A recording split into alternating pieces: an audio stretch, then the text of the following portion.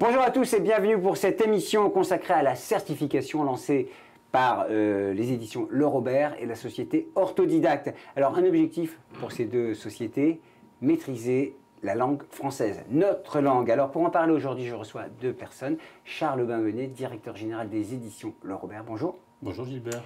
Michael Héroux, vous êtes président d'Orthodidact, la start-up qui accompagne les éditions Le Robert pour mettre en place cette certification.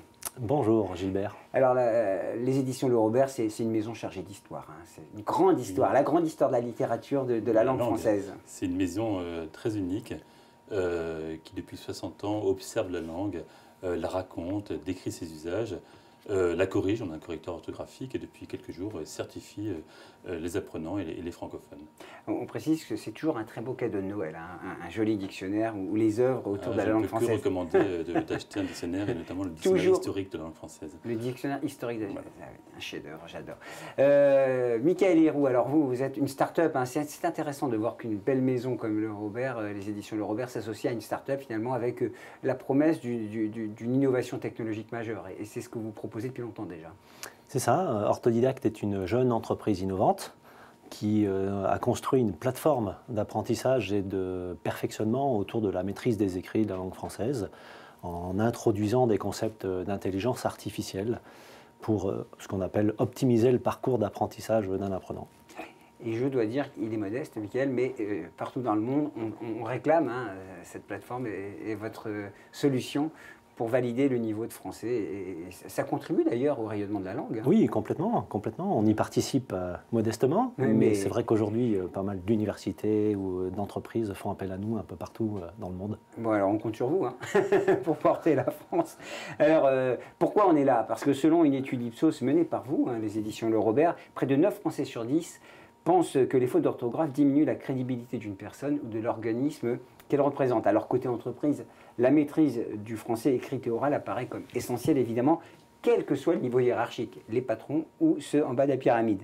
Alors on mesure volontiers le niveau d'anglais avec le TOEIC, un Test of English as a Foreign Language, c'est ça, ou le TOEIC, ça c'est le TOEFL, et TOEIC c'est pour valider le niveau. En tout cas, ne serait-il pas important d'en faire autant avec le français lors d'un recrutement, par exemple? Alors, eh bien, c'est possible aujourd'hui, grâce à la certification Le Robert. Cette certification s'adresse aux salariés ainsi qu'aux étudiants. Elle permet d'attester un niveau de compétence sur leur CV. Alors, une certification qui permet aux entreprises de mettre, par exemple, en place des plans de formation adaptés pour leurs collaborateurs. Alors, avant d'aller plus loin et de découvrir la certification, voici un très rapide état des lieux avec des personnalités conviées à débattre lors de la conférence de lancement de cette certification. C'était à Paris le 15 novembre dernier. Action.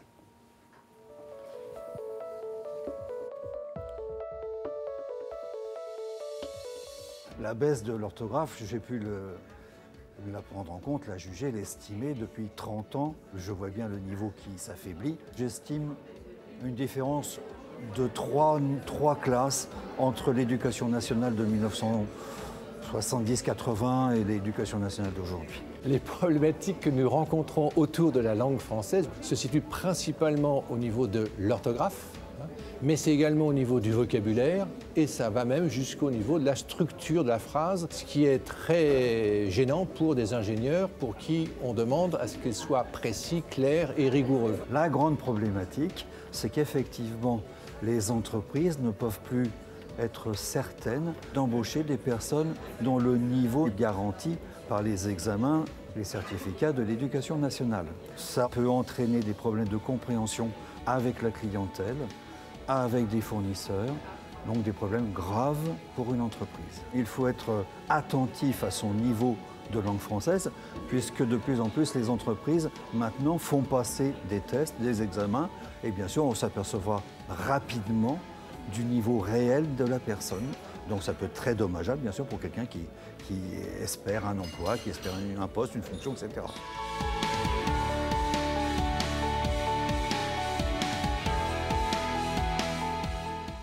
Alors on le voit, Charles Bainvenet, est-ce qu'on a un problème en France avec le français? Ah non, enfin, les Français aiment leur langue. C'est une langue qui est très ancienne, qui a plus de 1000 ans, qui est très belle, qui est très riche. Donc il y a une passion française pour l'orthographe. Mais parce qu'elle est belle et riche, c'est une orthographe qui est compliquée. Voilà, et donc bien écrire le français c'est quelque chose de compliqué. Donc les Français sont attachés à bien écrire, donc ils se sont très gênés, ennuyés lorsqu'ils font des fautes.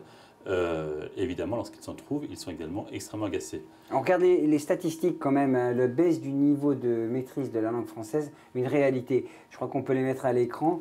96% des Français, alors regardez avec moi, 96% des Français reconnaissent faire des fautes d'orthographe. Voilà, on en fait tous, on en fait de plus en plus. On écrit de plus en plus et donc on fait de plus en plus de fautes. Voilà, donc c'est un chiffre très élevé. Donc les Français n'aiment pas faire des fautes, mais les Français, c'est le chiffre à droite, 9 Français sur 10 pensent que les fautes d'orthographe nuisent à la crédibilité. Oui, c'est ça, ça veut dire que... Donc c'est-à-dire que voilà, on est très agacé par les fautes des autres. 90% des courriels contiennent... Oui, on écrit beaucoup, on écrit beaucoup plus qu'avant, et on écrit de plus en plus vite. Et donc les courriels, c'est très symptomatique, sont très souvent contiennent des fautes d'orthographe et qui sont gênantes lorsqu'on les lit, lorsque le récepteur, le lecteur les lit, il les trouve tout de suite, alors que celui qui les écrit en général ne les voit pas, évidemment. D'accord. Pour les recruteurs, pour les CV sans faute d'orthographe. Oui, les CV, il y a aussi des fautes dans les CV, donc quand même, on devrait faire attention quand même. On devrait faire attention, mais on ne fait jamais assez attention. Et vraiment recevoir un CV avec des fautes, on le sait tous, c'est extrêmement pénibilisant, sinon rédhibitoire. Ça s'aggrave?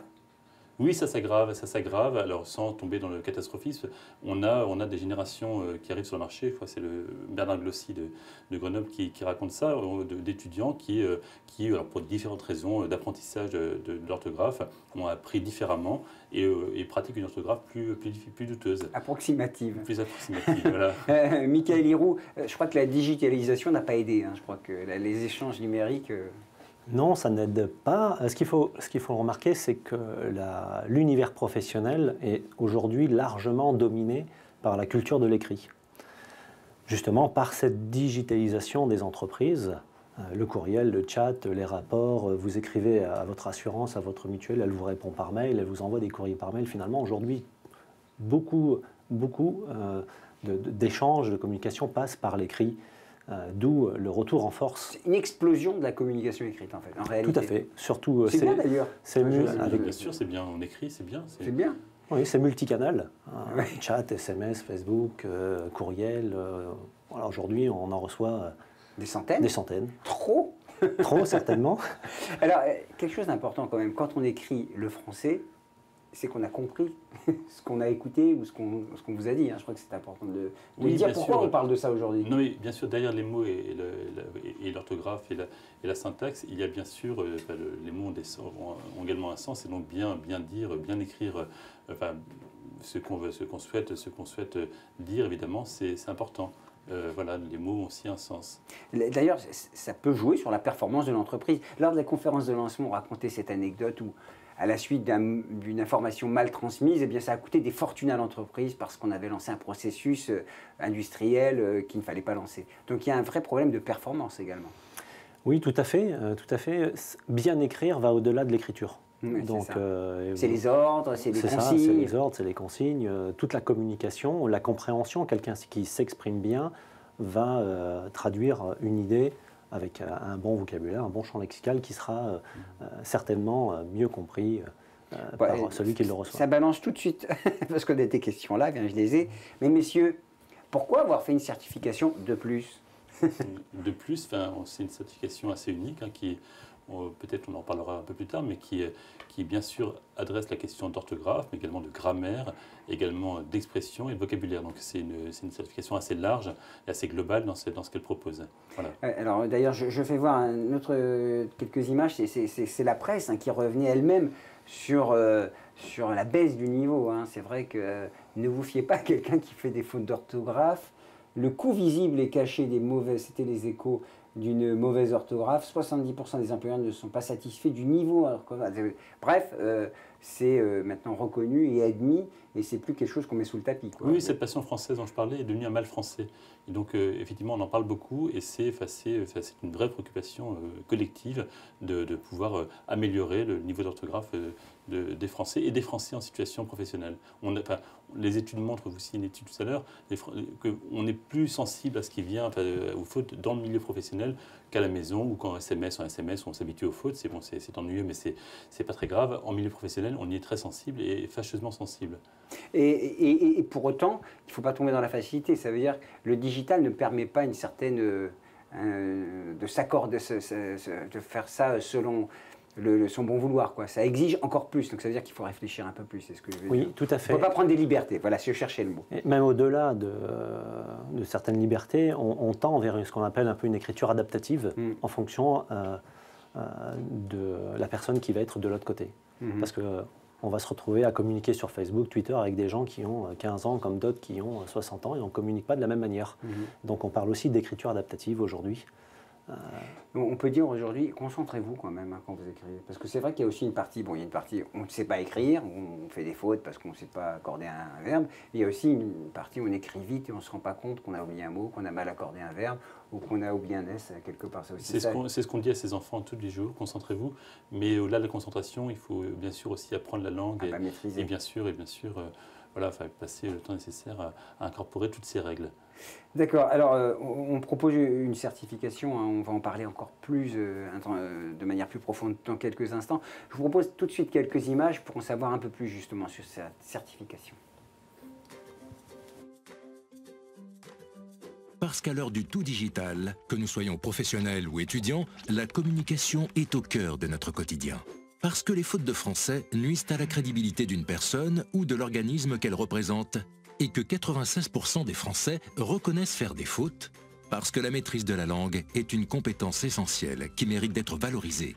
Les éditions Le Robert ont mis au point une certification unique afin de mesurer et de faire valoir son niveau en langue française en milieu professionnel. La certification Le Robert. Pour la réaliser, les éditions Le Robert ont choisi d'allier leur savoir-faire linguistique aux compétences techniques de la start-up Orthodidact.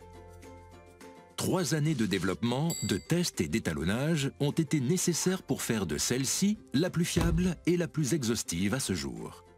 Cette certification est la seule qui permette d'attester de son niveau global en langue française en milieu professionnel. En effet, elle évalue la maîtrise de la langue française sous tous ses aspects. L'orthographe, la grammaire, mais aussi le niveau d'expression et de vocabulaire. Le candidat est testé sur ordinateur, outil du quotidien, sur des phrases issues du monde de l'entreprise. En moins de 2 heures, le candidat répond à 350 questions de 11 types différents et de niveaux de difficulté variés.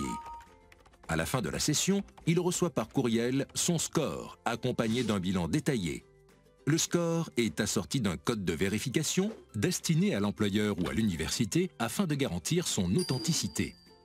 Facile d'accès, la certification peut être passée en centre d'examen agréé, comme en entreprise ou même à domicile.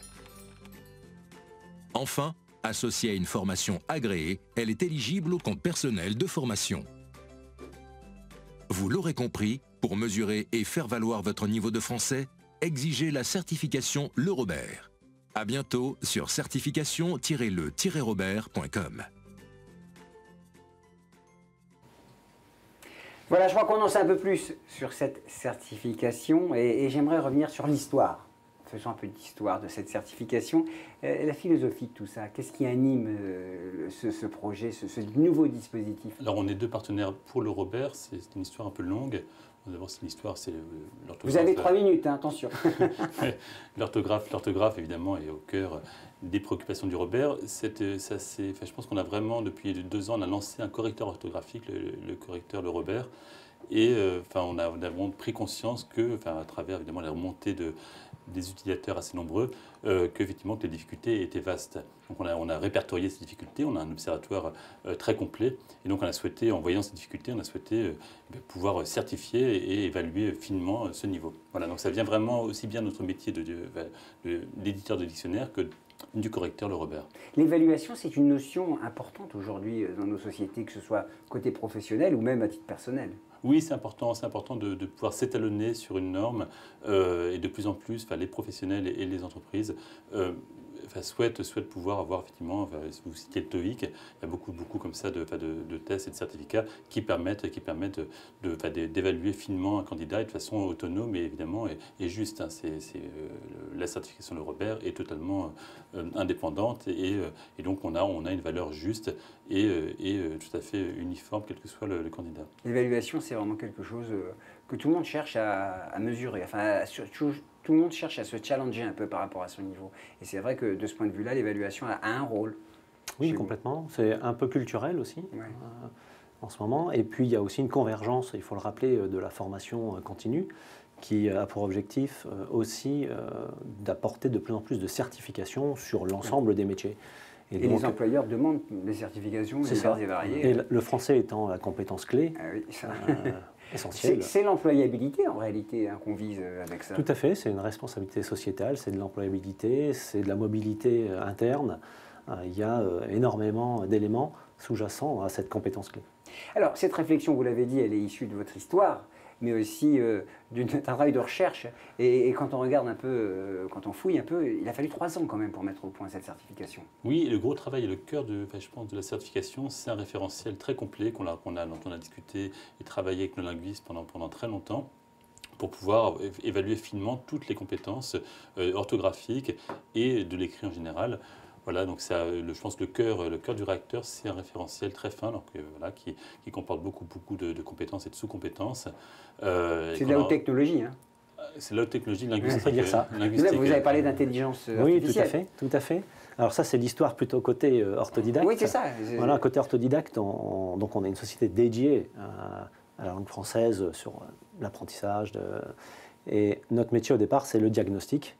Voilà, évaluer les compétences de collaborateurs, de candidats, trouver les zones de fragilité et d'y associer un parcours intelligent pour lui permettre d'apprendre le plus vite possible à ce candidat. Donc les travaux qui ont été effectués... Pourquoi c'est long en fait? C'est long parce qu'il y a derrière des années de travail pour évaluer, mesurer, ne serait-ce quelles sont les compétences aujourd'hui. C'est l'étalonnage? C'est l'étalonnage. Alors dites-moi ce que c'est l'étalonnage, parce qu'on en parle dans le film. L'étalonnage, c'est totalement statistique, c'est-à-dire que pour la certification de Robert évalue sur une échelle de 1 à 1000, donc évidemment la note la plus faible c'est 1, la meilleure c'est 1000, et donc on a vraiment souhaité évidemment que les candidats puissent mesurer sur à la fin une courbe de Gauss des résultats, et qu'on n'ait pas tous les candidats à 200 ou tous les candidats au-delà de 900. Donc c'est ça qu'on a vraiment cherché à faire pour avoir évidemment des candidats qui s'étalonnent sur l'ensemble de cette échelle. Et donc on a vraiment beaucoup travaillé avec Orthodidacte de façon statistique, en testant près de centaines et de centaines de futurs utilisateurs, le test qu'on a corrigé pour à la fin avoir un barème de notes qui soit relativement étalé sur cette échelle. Ouais. Voilà. Donc c'est de l'intelligence artificielle, c'est des processus comparables, enfin c'est des technologies de haut niveau pour arriver justement à avoir un résultat fiable en réalité, c'est ça, hein. C'est ça, alors le principe c'est d'utiliser l'intelligence artificielle pour amener la personne à se préparer au certificat. Oui. Et le certificat c'est le référentiel, travailler sur des centaines et des centaines de personnes pour bien définir quelles compétences, quel niveau sur l'orthographe, la grammaire, l'expression, le vocabulaire. Alors je rassure tout le monde, on contrôle, il y a le test, mais il y a aussi un accompagnement en amont, c'est qu'on se prépare quand même au test. Tout à fait, donc la certification est indépendante en elle-même et autour de cette certification, nous avons différents acteurs de formation qui préparent à cette certification. Et qui peuvent accompagner, quoi. On passe pas le test, on peut le passer, non, à nouveau, c'est ce que dit Michael est important, c'est-à-dire que la certification, elle est totalement indépendante, elle ne subit aucune pression d'aucun organisme de formation, et donc elle est vraiment, elle se porte toute seule. D'ailleurs, je crois que j'avais une question sur cette... vous parliez d'indépendance, on avait une question qui était arrivée sur les rapports avec une certification officielle, par exemple. Quel est si on compare par exemple? Je ne sais pas très bien ce que c'est qu'une certification officielle. Ministérielle, je ne sais pas, est-ce que ça a une valeur? Non, la valeur d'une certification comme le Robert, c'est sa pérennité dans le temps, c'est-à-dire c'est notre capacité, d'une part, à ce que le référentiel soit définitif, donc c'est pour ça qu'on a passé beaucoup de temps à travailler pour ne pas le changer, que quelqu'un qui passe la certification demain matin n'ait pas, ait la même note que quelqu'un, enfin le même type de test, même si évidemment les questions sont différentes, que quelqu'un qui passera dans 1 an, dans 2 ans ou dans 10 ans. Donc il y a quelque chose de définitif. Et notre garantie aussi, ce qui la rend non pas officielle, mais en tout cas extrêmement solide, c'est notre capacité à la sécuriser, faire en sorte qu'on ne puisse pas tricher, que les questions soient totalement confidentielles, soient peu connues, pas connues du public à l'avance. Donc ça, c'est ça qui la rend solide. Mais elle n'est pas officielle pour autant. Oui, oui, tout à fait. Elle est solide grâce à l'histoire du Robert et au savoir-faire. Hein. Je crois qu'on peut le dire et c'est aussi important. Alors, mesdames, messieurs, je vais prendre un risque immense. On ne va pas faire une démonstration en live parce que c'est compliqué, mais on a fait le pari avec Charles et Mickaël. Non, mais en live, en tout cas en direct, c'est ce que je veux dire. Oui, c'est-à-dire qu'il aurait fallu... Bon, je vais me soumettre à la question, à quelques questions que vous allez me poser, messieurs.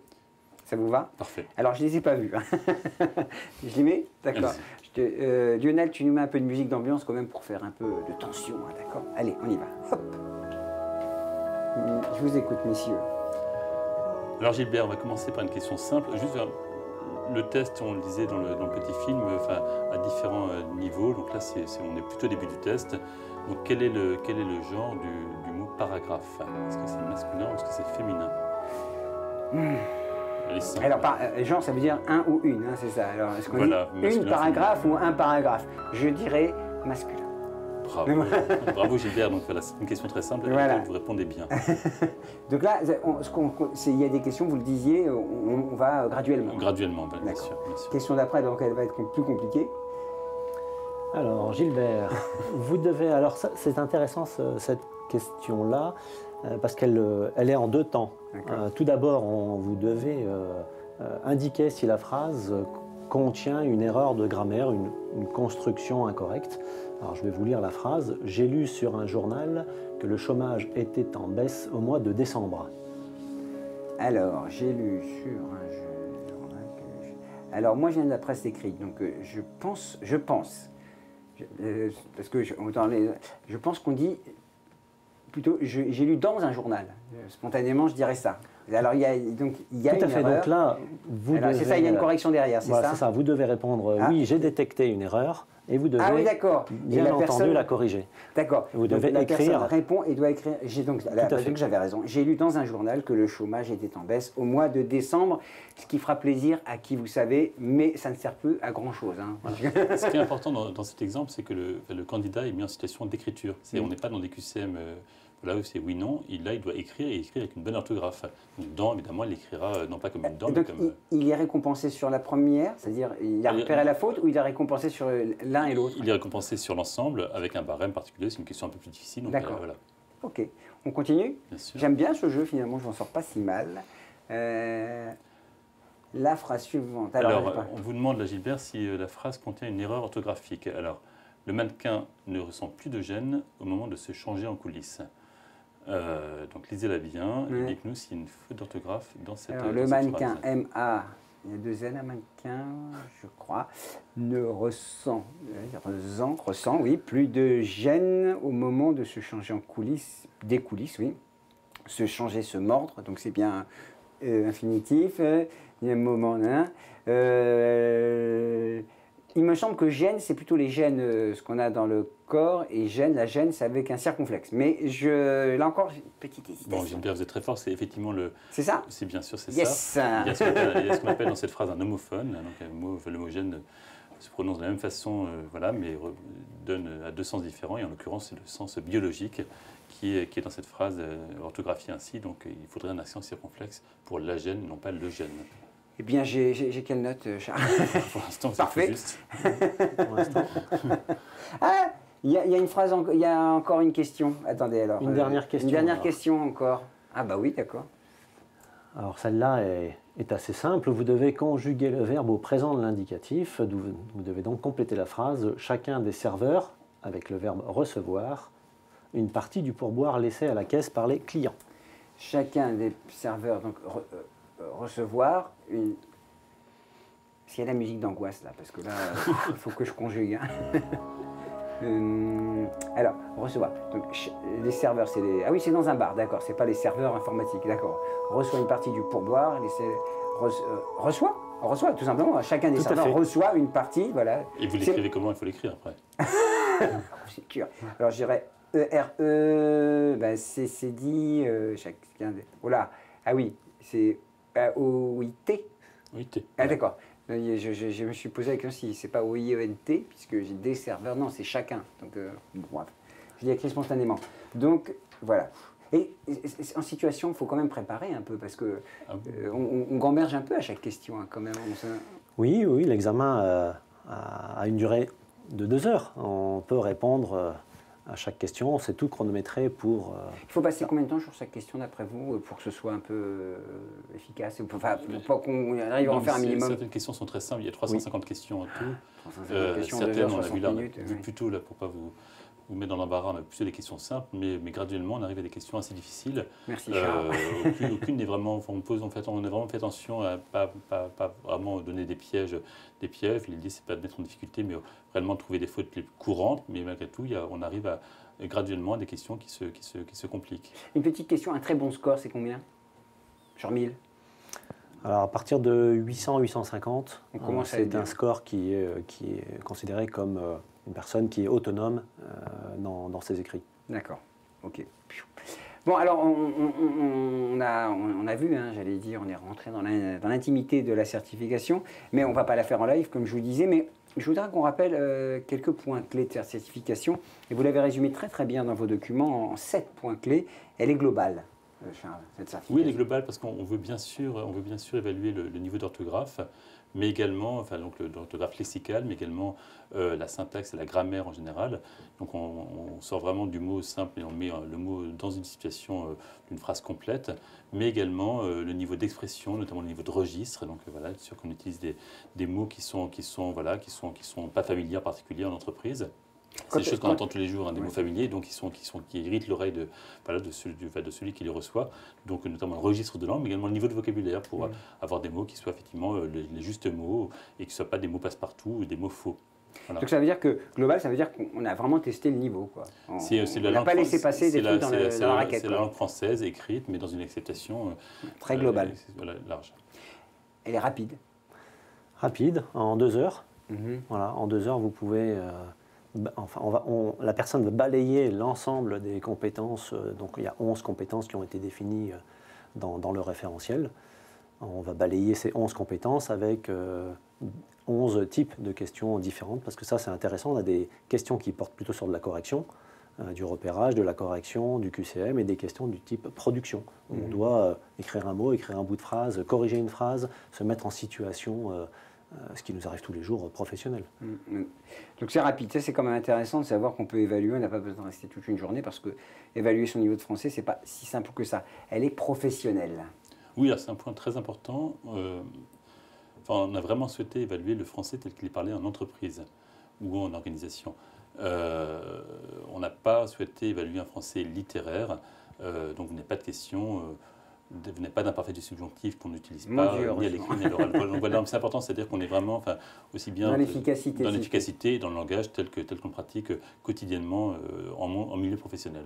Donc ça veut dire que vous avez étudié aussi ce qui se pratique dans le niveau professionnel. Oui, parce qu'à nouveau, donc orthodidacte vient de ce monde-là. Nous, on a un correcteur orthographique qui est totalement diffusé en entreprise, et donc on a des corpus, on a des remontées qui permettent vraiment de savoir quel est d'abord le français qu'on utilise en entreprise, et puis quelles sont les fautes qui sont les plus courantes. C'est-à-dire que quand on dit professionnel, c'est efficacité. C'est pas de la théorie, quoi. C'est pas de la langue pour la langue forcément. C'est la vraie langue, c'est une juste langue telle qu'elle est pratiquée aujourd'hui. Voilà. Ouais, c'est du concret. Elle est accessible, cette certification? Accessible parce que c'est une certification en ligne, donc vous pouvez la passer en centre d'examen, comme on peut la passer en entreprise, bien sûr avec tout ce qui est protocole de sécurité et de surveillance, mais aussi de chez soi. En candidat libre. En candidat libre, via votre entreprise, via différents systèmes aussi adaptés. Atawad, hein, c'est ça. Anytime, anywhere, any device. Elle est Atawad. Tout à fait, c'est exactement ça. Et, non mais c'est important parce que ça veut dire qu'elle est surtout adaptée. Parce que c'est pas une sorte de grosse machine, on peut le faire sur la tablette et ça marchera aussi bien que si on était sur un gros écran dans une salle de concours. C'est ça, vous pouvez le passer sur tablette, passer sur un écran, vous pouvez le passer de chez vous, vous pouvez le passer... je dirais, comme vous le disiez, n'importe où, n'importe quand. Atawad. C'est ça. Je crois que ce mot n'est pas dans le petit Robert. Je le note. Pas en parler, mais c'est un bel anglicisme. Alors, ah oui, ça c'est important, elle est immédiate. Ça veut dire qu'on n'est pas angoissé chez soi à attendre le résultat. Non, mais c'est-à-dire que le test se passe en ligne.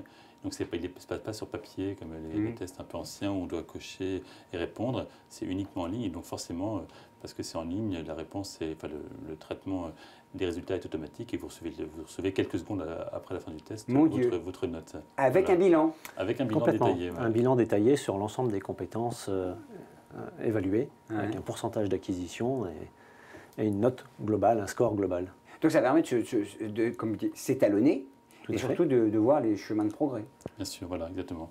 Donc le bilan est je crois que le bilan est aussi important que les résultats, parce que ça permet juste de savoir où on va aussi également. Et ça permet à l'employeur également de voir, et l'employeur a accès au bilan, le niveau du candidat sur des macro-compétences. Alors un point important pour des entreprises ou des organismes de formation, il est sécurisé. La certification est sécurisée, pardonnez-moi. Oui, la certification est sécurisée dans la mesure où le passage de l'examen est unique. Donc un candidat va passer son examen. À la suite de cet examen, il y aura un code unique généré pour le certificat. Et l'entreprise va pouvoir contrôler le résultat de cet examen. D'accord. Et elle est sécurisée, j'ajoute que notre mission profonde, c'est de mettre tout en œuvre pour qu'on ne puisse pas tricher lors de l'examen. Et la certification, on en parlait tout à l'heure quand on parlait du ministère, elle est reconnue. Alors, elle est éligible au CPF, le compte personnel de formation. Ça, c'est quand même très important. Oui, tout à fait. Alors, ce qui est important, c'est de comprendre l'évolution de la formation professionnelle, qui, aujourd'hui, on va être dans une formation tout au long de la vie. Donc, on va acquérir de nouvelles compétences. Donc, on pense bien au système de formation qui est en amont. Et derrière, au système de certification. Et pour cela, il y a une commission nationale des certifications professionnelles, ce qu'on appelle la CNCP, qui a reconnu notre certificat dans son inventaire. C'est-à-dire qu'elle est accessible pour toutes les entreprises dans ce qu'on appelle un peu les plans de financement, le CPF. Donc un salarié qui souhaiterait passer la certification et une formation qui prépare à cette certification pourrait la faire prendre en charge derrière. Et ça marche bien parce que est-il possible de recevoir une plaquette? Alors tout à fait. Vous pouvez aller sur le site. Sur le site web de l'entreprise, il y a un formulaire de contact. Il y a une équipe derrière qui va vous répondre et vous envoyer l'ensemble des informations pour. La relation client est au top. Dès que vous écrirez, on me demande aussi. Avez-vous prévu d'organiser des sessions de démonstration de la certification? Alors déjà aujourd'hui, c'est une belle session de démonstration. Oui, c'est vrai que voilà, on a fait. En plus, j'ai réussi. Ça ne veut rien dire d'ailleurs, précisons-le, réussir ou pas. Mais en tout cas, on a fait une démonstration. Alors, il y a une équipe qui est prévue pour faire des démonstrations de la plateforme. On peut aussi obtenir un code de démonstration via le formulaire pour pouvoir se tester sur une dizaine de questions, comprendre la mécanique générale de la certification. Ça, c'est quand même intéressant. Alors, maintenant que nous avons découvert un peu mieux en quoi consiste cette certification, je propose de voir la position des entreprises. On en parlait un peu rapidement. Est-ce qu'elles attendent de cette certification? On découvre ainsi leurs problématiques avec 3 professionnels rencontrés lors toujours de cette conférence de lancement le 15 novembre dernier.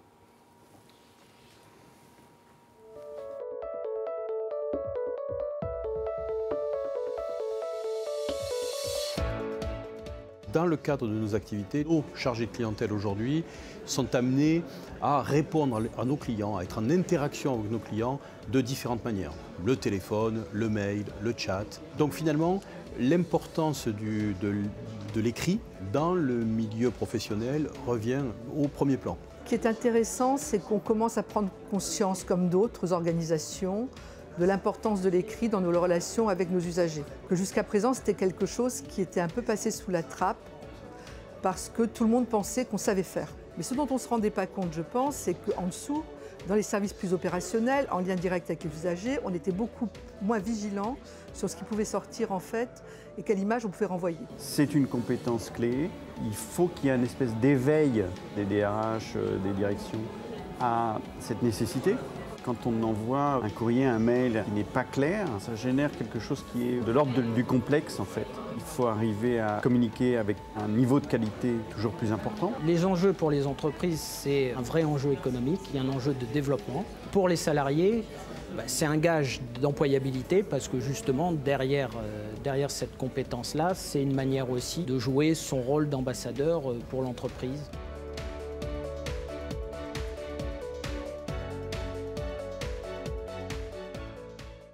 Voilà, on revient pour parler de cette certification après les témoignages d'entreprise.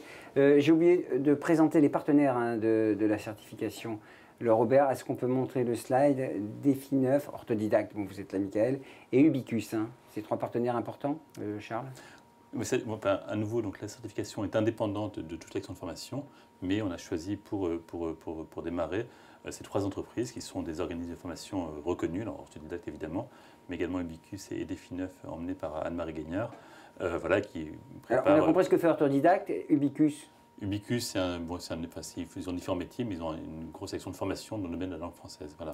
Et Défi 9? Et Défi 9, c'est un centre de formation, c'est un ensemble de centres de formation emmenés par Anne-Marie Gagnard qui forme des apprenants à l'écrit, au français en général. Bonjour Anne-Marie, puisque vous l'avez cité 2 fois, Charles. Alors, les entreprises, je crois que c'est un des sujets importants quand on parle de cette certification. C'est même des clients naturels, hein, les entreprises, de vouloir évaluer leurs collaborateurs, en tout cas sur le point au niveau de la langue française. Question concernant du point de vue du salarié, est-ce qu'ils ont peur de s'évaluer? Est-ce que c'est quand même un moment un peu compliqué pour eux? Alors, aujourd'hui, c'est assez variable. Il y a des salariés qui sont à l'aise avec la langue française et pour qui c'est plutôt une façon de briller, et d'avoir une bonne note au certificat. Et en plus, ça prouve une compétence. Il ne faut pas oublier l'essentiel quand même, c'est que ça assoit une compétence et c'est des gens souvent qui peuvent être un peu référents. Après, les autres salariés, c'est parfois un peu plus compliqué parce que souvent, derrière ça, on imagine marqueur social, on imagine tabou, il y a des choses on imagine dictées, on imagine des choses qui font référence à... Jugement, et sanctions. Jugement, sanctions, discrimination, voilà. Donc... Alors, ça doit être l'initiative du salarié ou de l'entreprise, justement? Parce qu'on voit qu'il y a un DRH là, qui a témoigné, qui lui a voulu le mettre en place pour développer, je sais pas, la communication interne et développer la motivation. Il y a une convergence. D'ailleurs, le salarié comme l'entreprise, ils ont pris conscience que c'était une compétence clé importante aujourd'hui dans la transformation digitale des entreprises. Donc, on a aussi bien des demandes qui viennent des salariés, qui veulent devenir meilleurs, et on a des demandes d'entreprises qui, conscients de ce problème-là et des modifications un peu de toute la communication aujourd'hui, s'engagent dans ce genre de projet. Les entreprises, elles rendent service quand même avec ça. Je crois que c'est ça qu'il faut rappeler quand même. C'est plus qu'une évaluation, c'est quand même un service. Enfin, oui, elles rendent service. Ce qui est important dans les premiers, la certification se met en place, on a maintenant beaucoup d'entreprises qui se lancent, c'est que, pour réagir à ce que dit Michael, il y a la certification de Robert fait consensus entre les entreprises et les salariés. Donc il y a un intérêt commun à la mettre en place pour toutes les raisons que vient d'expliquer Michael. Et donc effectivement, c'est perçu comme un service et une valeur apportée par l'entreprise qui l'a mis en place. Et les entreprises qui l'ont mis en place, quel est leur retour? Je pense au DRH de CCA. Là. Quel était son retour? Parce qu'il avait l'air enthousiaste le 15 novembre dernier. Alors c'est des très très bons retours. D'une part parce que c'est vrai qu'il y a entre les organismes paritaires, entre les comités d'entreprise, la direction, il y a un vrai consensus sur la mise en place de ce type de projet. Donc, d'ailleurs, c'est porté par ce qu'on appelle la RSE, la responsabilité sociétale des entreprises. Et étrangement, c'est un vrai succès. C'est un vrai succès. Étrangement, parce que vous-même, vous aviez un doute? Non, parce que dans l'esprit ou dans l'inconscient collectif, on a ce sentiment de dire on va travailler un peu de l'orthographe. Les souvenirs de l'école. On va tester son examen. Voilà, on va tester. Les souvenirs de l'école, oh là là, de stress. Alors que la réalité est tout autre. Il y a un véritable enthousiasme parce que les gens sont dans un univers aussi, il ne faut pas l'oublier, ludique d'apprentissage et d'évaluation et de certification. C'est nouveau, c'est une nouvelle méthode, c'est plaisant, c'est un peu addictif tout ça, et finalement, ça participe à l'intégration beaucoup plus facile de ce genre d'outils au sein de l'entreprise. Je crois qu'il faut le marteler, il faut le répéter. La transformation digitale, ce n'est pas les produits, ce n'est pas les devices, comme on dit, c'est ce qu'on va mettre dedans. Et je crois que c'est clé. Si on ne comprend pas ça, on passe à côté du sujet, quoi. Oui, tout à fait. C'est le point le plus important au niveau des entreprises, c'est la transformation digitale, la digitalisation des entreprises. Et je crois qu'une des premières étapes, c'est bien passer par là. C'est bien sûr. Que les gens puissent maîtriser les tuyaux, quoi.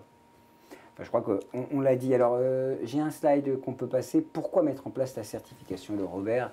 Charles et Michael, on va passer les points clés, parce que la crédibilisation de l'entreprise, bah oui, bien sûr, c'est c'est vrai que c'est essentiel. Qui veut répondre sur la crédibilité d'entreprise au travers de la langue française? C'est-à-dire que je pense que les écrits, on le disait tout à l'heure, les écrits racontent beaucoup de l'entreprise et des collaborateurs, donc des écrits... les écrits restent en plus. Les écrits, parce qu'on peut vous le restent, balancer. donc des écrits qui contiennent des fautes sont extrêmement pénalisants. Mais chacun est un ambassadeur en réalité. Et chacun est un ambassadeur de son entreprise. On écrit beaucoup en interne, mais aussi à l'extérieur. Et Oui, donc, bien sûr. on fait tous l'expérience de recevoir un mail de l'extérieur avec des fautes, et c'est très, très, très pénalisant. Ça circule généralement. On regarde comment il m'a écrit. Oui, c'est ça. Parfois, Moi, je reçois beaucoup de courriels de personnes qui travaillent sur nos différentes plateformes avec des photos, des copies d'écran, des mails en disant regardez tel client nous envoie ce mail. Moi, quand j'ai fait une grosse faute, je renvoie un mail derrière parce que je ne peux pas laisser passer avec la correction parce que ça m'embête. Enfin bon, bref. Ça n'a aucun intérêt. Ce que je vous raconte était juste pour vous faire partager mon expérience. Mobilisation des salariés. Alors là, vous l'avez dit tout à l'heure, c'est vrai que tout le monde est derrière, entre guillemets, cette cause. Oui, et puis la langue française mobilise, à nouveau, je pense que il y a collectivement, on aime cette langue, et donc le fait qu'on s'y intéresse, que l'entreprise s'y intéresse, les collaborateurs apprécient la démarche. C'est un bien commun, et même si c'est du français professionnel, on a l'impression de sortir aussi un petit peu du cadre de l'entreprise. Oui, c'est un peu plus que le focus sur le métier ou la fonction, c'est vrai, vous avez raison. Adaptation aux nouvelles tendances, MOOC, plateforme en ligne, on est cohérent, on est dans le mouvement, quoi. Tout à fait, on est dans l'air du temps. L'air du temps à la fois sur la technologie, sur toute la méthodologie qui est mise en place pour évaluer, certifier, et cohérent avec le mouvement de la formation professionnelle de manière générale. Ah oui, très important ça, oui. L'attestation de son niveau sur le CV. Et c'est vrai que c'est un argument de plus. On est diplômé et on est certifié. Tout à fait. Au même titre que le TOEIC, le TOEFL, aujourd'hui, la certification Le Robert est un peu l'équivalent du TOEIC français, si j'ose dire. Et on va pouvoir intégrer ça comme d'autres certifications aujourd'hui qui vont naître via les processus de la formation professionnelle, montrer et mettre en avant une compétence clé. Une question, est-ce que pour un ingénieur de très haut niveau ou un cadre commercial, il faut le mettre absolument, ça ne fait pas un peu petit garçon, comme dirait, vous savez, PPDA à Sarkozy, vous avez l'air d'un petit garçon. Non, vous mettez sur un CV, vous mettez... Je parle bien français, en gros, c'est ce que vous dites. Sur un CV, vous mettez vos expériences, mais également vos diplômes. Oui. Et donc, vous avez passé le bac ou d'autres diplômes plus tard, vous les mettez. Et donc, c'est un certificat, ça fait partie de votre bagage qu'il est bien de montrer. Ouais. Juste, on a vu quelqu'un d'Orange qui disait maintenant, ça va être un préalable pour certains fournisseurs. Est-ce que ça sera aussi un préalable à l'embauche? C'est un critère. Et à nouveau, je pense que embaucher quelqu'un, c'est très complexe. Mais évidemment, parmi les critères, le niveau de français et d'orthographe est un critère important. C'est le collaborateur qui va devenir un ambassadeur souvent de l'entreprise. S'exprime mal en français et l'écrit mal, évidemment, et que c'est reconnu de façon fiable et tout à fait équitable. Je pense que c'est un vrai critère. Ok, je crois qu'on en sait un peu plus sur la certification et je vous propose, messieurs, de répondre à nos internautes qui nous ont envoyé plein de questions. On les balance un peu en vrac, d'accord, Charles et Mickaël? Parfait. Et vous répondez évidemment en 30 secondes, parce qu'on est à la fin de notre programme. Alors, quels sont les gens, on l'a déjà vu. Tiens, la différence avec Voltaire, qui est le concurrent en fait, en gros. Allez, on va répondre. Alors, il y a des différences de fond et de forme. Alors sur le fond, on l'a dit, l'orthographe est bien sûr au centre, mais il n'y a pas que l'orthographe, il y a également à nouveau la grammaire, l'expression, le vocabulaire. Également, on a beaucoup plus de questions, on a un référentiel plus fin, donc on a un niveau, on a des questions, on a des compétences qui sont plus variées et des types de questions qui sont plus variés. Donc ce n'est pas des QCM, on l'a vu à plusieurs reprises tout à l'heure, le candidat doit écrire, il y répondre. Il est plus actif, il est proactif. Il est bien plus actif et surtout il est testé de façon plus fine avec des questions différentes. Ça, c'est vraiment sur le fond et c'est capital. Sur la forme, c'est un peu plus court. En particulier, c'est un test qui est en ligne. C'est plus agile. C'est en ligne, c'est pas sur du papier. Donc c'est un test aussi plus moderne. Voilà. Ouais, c'est plus agile, c'est le mot actuel. Oui. Comme on dit, on est dans la tendance. C'est un test agile. C'est une certification agile, pardonnez-moi. Comment on choisit son organisme de formation ? Alors aujourd'hui, nous avons des partenaires qui ont une compétence assez assez marqués. Ubicus, ce sont plutôt des gens spécialisés dans ce qu'ils appellent l'écriture profilée. Donc c'est un peu des spécialistes dans la rédaction. Nous avons des partenaires comme Anne-Marie Guignard qui va travailler l'orthographe d'une manière complètement différente des méthodes traditionnelles. C'est Défineuf, hein, parce que tout le monde ne connaît pas Anne-Marie, évidemment, mais Défineuf. Voilà, basé sur l'histoire même d'Anne-Marie. Veuillez répondre à la question. Comment choisit-on son organisme de formation? Il est labellisé par vous? Non, d'accord. À nouveau, nous, c'est une certification qui est totalement indépendante. Indépendante, d'accord. Voilà. Donc pour l'instant, c'est ceux qui sont affiliés à votre certification. C'est ceux qui sont affiliés ou d'autres, c'est-à-dire que rien n'empêche un organisme de formation de préparer la certification de Robert. Enfin, voilà. D'accord. Ça veut dire qu'il faut qu'il soit sérieux ailleurs pour faire celle-là. C'est-à-dire c'est le sérieux, évidemment, de l'organisme qui fera... Ah oui, tiens, une question qu'on n'a pas abordée. Quel est le coût de cette formation, de cette certification?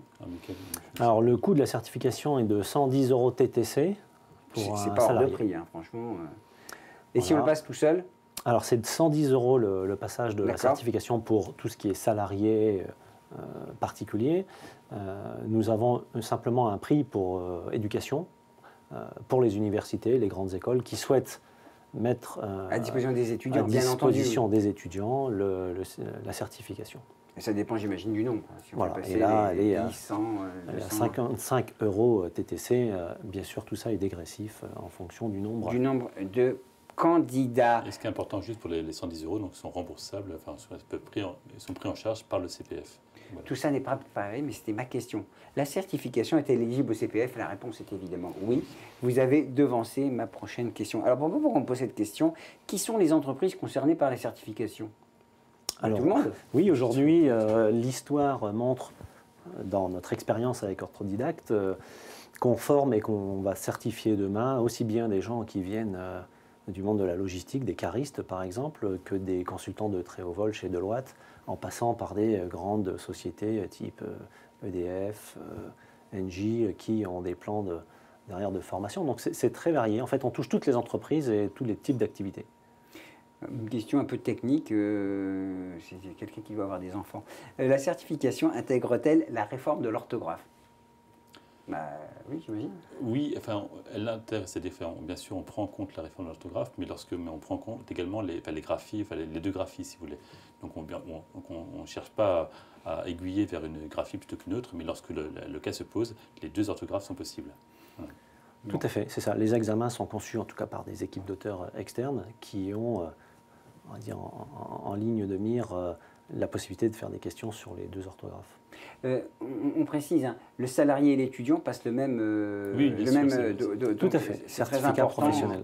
Parce qu'on rappelle que dans les écoles, on peut avoir à passer un concours très très compliqué, et certaines écoles d'ailleurs mettent en place une remise à niveau en langue, et est très très mauvais en français. Et je crois que l'effort il est constant à mener, hein, dans l'entreprise on l'a dit, mais aussi dans les grandes écoles, les universités. Oui, c'est un vrai sujet que pour les grandes écoles ou les universités de ne pas proposer sur le marché de l'emploi des candidats ayant un niveau de français défaillant. Oui, parce que ce sont des ambassadeurs. Quand on sort d'une très grande école et qu'on écrit avec des moufles, comme je dis souvent à mes enfants, c'est pas bien. Voilà. Alors, quel est le coût? On l'a déjà vu. Qui sont les entreprises? On l'a déjà vu. Ah oui. La certification estime-t-elle que les réponses sont fausses si le candidat refuse de la prendre en compte? Qu'est-ce que ça veut dire? C'est refuse de répondre ou de prendre en compte la proposition, c'est ça? Écoutez, de ce que je comprends, c'est que la personne peut dire « je ne sais pas » et passer à la question suivante. Et s'il dit « je ne sais pas » Mais s'il dit « je ne sais pas », ça n'a pas d'impact sur le calcul du score final, peut-être. Est-ce quand il fait une faute, ça a un impact quand même? Alors, quand il fait une faute, il y a des barèmes qui sont calculés en disant « cette personne-là n'a pas répondu correctement à la question ». Après, il peut y avoir plusieurs niveaux dans la question, comme on l'a vu tout à l'heure, qui vont ramener un résultat différent en fonction de ce que vous allez répondre. Mais la faute n'est pas, enfin la non-réponse n'est pas considérée comme un ajustement de points. Il y a des questions bizarres parce que ça veut dire que peut-être qu'ils ne nous ont pas compris, nos internautes. Mais bon, je vais la poser. On va revenir sur quelque chose que vous avez dit. Comment construire les référentiels qu'il a écrit, on l'a dit, hein, on a fait un gros travail. Et rappelez comment sont répartis les 350 questions. Il y a 11 catégories, juste... Oui, alors il y a ce qu'on appelle 11 compétences clés définies. Et sur ces compétences clés, on va poser un certain nombre de questions en fonction des différents types de questions. Donc c'est une moyenne, hein, c'est-à-dire qu'il y a des compétences qui nécessitent moins de questions pour avoir une bonne évaluation. Voilà, ce qu'il faut retenir, c'est qu'il y a 11 compétences clés et en moyenne, si on fait un calcul, ça va être une trentaine de questions par compétence pour évaluer le niveau du collaborateur, du candidat. Une question un peu technique, il y a des conditions particulières pour que les OPCA prennent en charge la certification? Les OPCA, c'est ceux qui financent la formation continue dans les entreprises. Alors aujourd'hui, la certification est donc ce qu'on appelle l'inventaire, pour les personnes qui connaissent, de la Commission nationale. Elle est donc éligible dans ce qu'on appelle la période de professionnalisation et elle est éligible au CPF. Ensuite, on a les différentes branches professionnelles qui ont leur liste CPF, ce qu'on appelle, qui permet d'être éligible et d'être financé par les OPCA. Donc là, il faut se renseigner entre l'équipe qui opère cette certification et l'OPCA de rattachement pour construire le dossier et la prise en charge. Mais notre équipe s'en occupe. Ah, bah, très bien, d'accord. Donc nous vous aidons, en tout cas les gens intéressés, nous vous aidons à mettre en place le dossier et à se mettre en contact avec les OPCA pour la prise en charge. On a dit beaucoup de choses, hein, messieurs. Hein. Je crois qu'on a dit l'essentiel. Quel est votre rêve le plus fou en pensant? C'est quasiment le service public, en fait. Hein. Bien parler français, ça relève du service public. Oui, au-delà de, je pense qu'on sait vraiment qu'elle s'impose comme une certification de référence, comme la certification de référence en langue française. Mais au-delà de ça, évidemment, c'est ce que vous venez d'aborder, c'est qu'on souhaiterait évidemment qu'elle permette vraiment de prendre conscience de son niveau d'orthographe, évidemment, et d'écrit en général, évidemment, de l'améliorer. Enfin, ce qu'on souhaite évidemment au Robert, c'est que, voilà, que la langue ce ne soit pas un sujet problématique, mais un moment de plaisir. Oui, c'est vrai que la langue française, elle est tellement belle quand elle est bien parlée et écrite. Michael, la technologie sur la partie technique, est-ce qu'il y a encore des progrès, des choses qui vont s'améliorer, peut-être dans l'ergonomie, peut-être Oui, nous sommes de toute façon à l'écoute de tous les retours, de l'analyse ergonomique du produit. On fait des tas de tests et de retours sur nos équipes pour améliorer tout ça. C'est vrai qu'on est dans la même dynamique avec Charles. Le but, c'est d'amener cette certification comme étant la norme et la référence sur la maîtrise des écrits professionnels, sur la mesure de cette maîtrise. Et en parallèle, l'orthodidacte apportera son savoir-faire autour de cette certification pour pouvoir se préparer au mieux. Alors, je rappelle qu'il y a un site web, hein, je ne sais pas s'il va s'afficher, mais c'est certification-le-robert.com.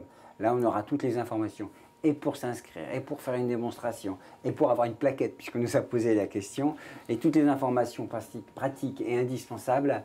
Moi, je vais dire que c'est un très beau produit qui montre le savoir-faire à la française, parce que nos startups fonctionnent bien, et notre histoire. Et ça, c'est quand même, quand on rallie les deux, la technologie et l'histoire, eh bien, ça donne des merveilles, et c'est la certification Le Robert. Je vous invite tous à aller découvrir cette certification. À très bientôt. Merci beaucoup, messieurs. C'était passionnant, en tout cas. Merci beaucoup. Gilbert. Merci.